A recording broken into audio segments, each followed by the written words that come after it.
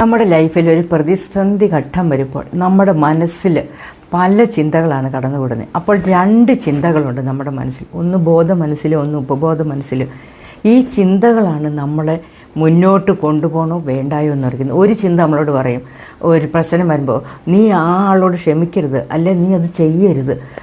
മറ്റൊരു ചിന്ത പറയും, അത് ചെയ്യണം, അത് മുന്നോട്ട് പോകുക, അതങ്ങനെ ചെയ്താൽ ശരിയാവും എന്ന് പറയും. ഇങ്ങനെ എന്ത് ചെയ്യണം എന്നറിയത്തില്ലാത്ത ഒരവസ്ഥയായിരിക്കും. ഒരു നിസ്സാര ഒരു കാര്യം നമ്മളൊരാളോട് വഴക്കിട്ടിട്ട് പോന്നിട്ടുണ്ടെങ്കിൽ ഒരു ചിന്ത പറയാം, നീ അവനോട് പ്രതികാരം ചെയ്യണം. മറ്റൊരു ചിന്ത നമ്മളോട് പറയും, വേണ്ട, നീ അതിനൊന്നും പോകണ്ട. ഇങ്ങനെ നമ്മളോട് രണ്ട് കാര്യം, നെഗറ്റീവായിട്ടും പോസിറ്റീവായിട്ടും നമ്മുടെ മൈൻഡ് തന്നെ നമ്മളോട് പറയും. അപ്പം നമ്മൾ അതിലെ ആ പോസിറ്റീവ് എടുക്കാനുള്ള ആ മനസ്സ് നമുക്കുണ്ടാകുന്നിടത്താണ് നമ്മുടെ വിജയം. അതെങ്ങനെ ഉണ്ടാക്കിയെടുക്കുക, ഈ പോസിറ്റീവ് ചിന്ത നമ്മൾ എങ്ങനെ ഉണ്ടാക്കിയെടുക്കുക, അതിനാണ് സത്സംഗങ്ങൾ വേണമെന്ന് പറയുന്നത്. നല്ല നല്ല ആൾക്കാരുമായിട്ടുള്ള കൂട്ടുകെട്ട്, നാമജപം, ഇവ